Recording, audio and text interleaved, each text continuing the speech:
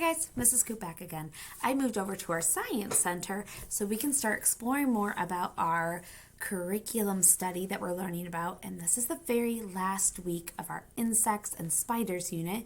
And so we've been focusing on bees and butterflies, all the beautiful flying insects. So this week I have some of the coolest things that we have here at school. These are our science file folders. And I'm just going to kind of show you some of the things that we would be looking at here that we might be adding to our science center. Some fun things that we get to do here is that we add and change stuff up. So if you're at home and you're starting to go, oof, we're feeling a little bit blah on what things we want to do when we're stuck inside, switch out what toys are available. It's okay to put some toys into a bucket and put them aside for a while, play with the stuff that's out, and then switch it out. It feels like it's brand new toys. It feels like you kind of get a little bit more excited about the things that you find. So that's what we do here at school too. We have our stuff that we have out all the time, but then we switch out things and it becomes like it's brand new and exciting, even though maybe we played with it a few weeks ago. So that's something that we do here at school that might help you when you're at home.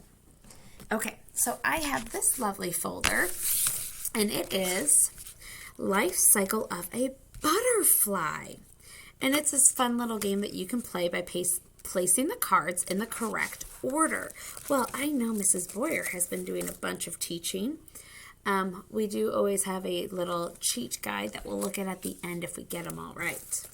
Let's see if you guys can help me with what happens to a butterfly. So I have different numbers down here. Can you help me figure out what number is what? All right. Which number do you think I should start with? This one? This one? Is there a number that when we count, we start with it? What number? I go 0 and then 1. Can you find the number 1 on my sheet here? Where is the number 1? Can you tell what color it is too? Orange. It's the orange one right here. And then look, I have these beautiful red arrows that's pointing. So let's see if it's going to count in order. Let's see if you can count with me. Ready? 1, 2, 3, 4, 5. And then look, the arrow actually goes right back because this is a cycle of life. And just like your bicycle is a round wheel, this cycle of life is a round, ongoing, continuous thing that will go over and over again. Okay, I'm going to put this aside for right now so we can actually look at the different stages of butterfly's life. So here are the 5 different choices that we have here. Do you guys know what this is? Yeah, it's our butterfly. And if you look, you can actually see there's something down here and it's broken open. So the butterfly has come out or emerged from this item here. Over here, I'll help you with this. This is actually an egg. Female butterflies lay an egg and it kind of looks like this. So butterflies start their life as an egg. And look at that. It's so beautiful. Okay. We also have these 2 different guys, and I want to look at them together. All right. They kind of look similar, don't they? There's no wings on our insects just yet. They both have a bunch of legs, but they look different. This guy over here has a bunch of colors, and look at, he even has his beautiful, looks like antennas going on in the front. And this guy doesn't have as much color. He might be, a little bit younger, maybe. Do you think maybe he grew colors as he got bigger? So this one is actually after the butterfly hatches out of the egg, it is a larva or a caterpillar.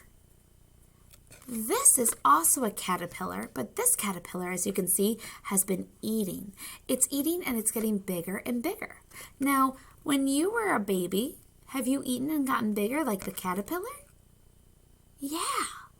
So we started kind of as like a baby, and it's turning into a preschooler like you. It's getting bigger and it's eating. So it's the next stage in its life. Great. Now, something's got to happen before this beautiful caterpillar is transformed into this butterfly. What do you think is going to be the step that happens in between these two? Is there anything in this picture that we haven't talked about yet? Yeah, this item right here, it is actually called a chrysalis. Butterflies do not make cocoons. Moths make cocoons. If you want to sound like a scientist to all the people in your family, you should say butterflies make a chrysalis. Can you say chrysalis? Great! The chrysalis is actually the pupa stage. If you remember our ants and our bees, this is the stage called the pupa, but we know their pupa is actually formed into a chrysalis.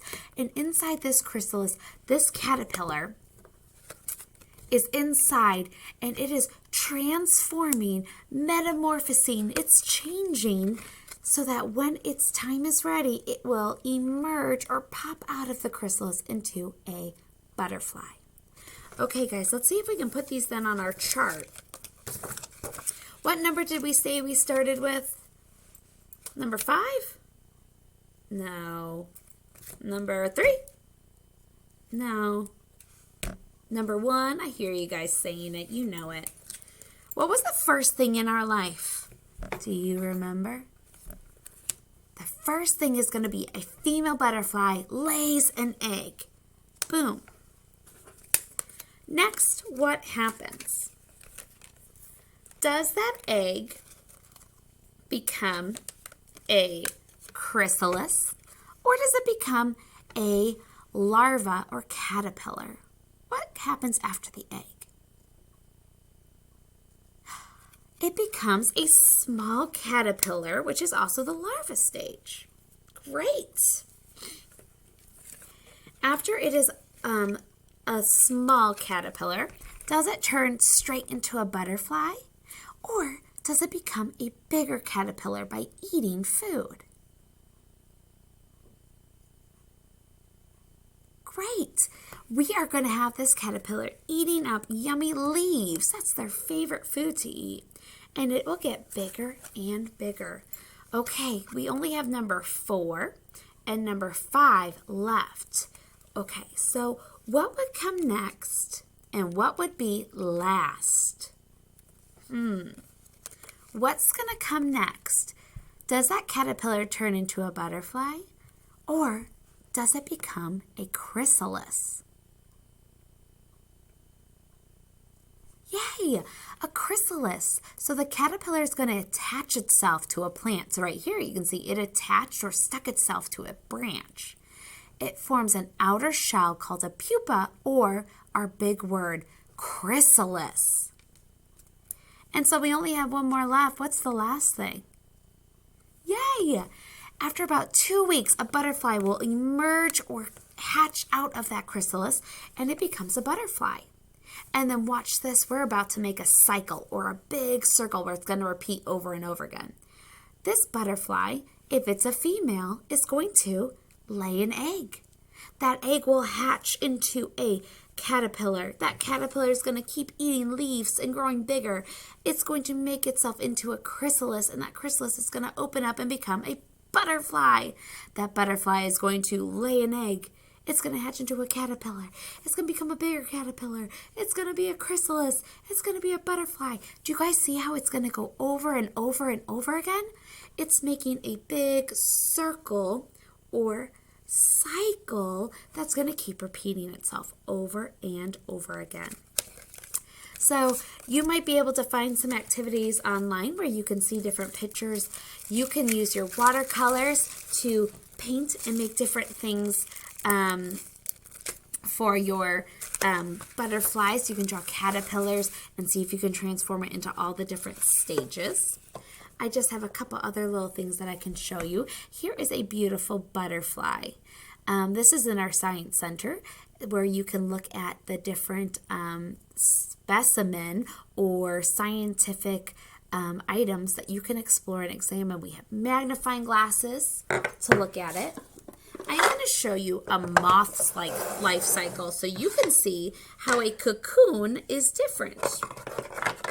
So I didn't even teach you the moth cycle, but it's going to be similar to our butterflies.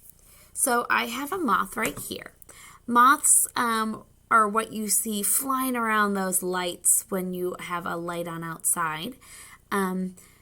They have a little bit wider of a body than a butterfly too. Okay, and they're usually a lighter color. They're not as bright and colorful as our butterfly friends. So this is a full-grown moth. These are the eggs. So this moth, if it's a female, will lay some eggs and it will start a brand new life cycle. From the eggs, a silkworm will grow. And it looks like a caterpillar, doesn't it? Silkworms are similar to a caterpillar, but again, not as colorful. And look at, you can kind of see the different silky sort of stuff that drops out of caterpillars when they are moving, of our moths when they're moving around. Here is a cocoon.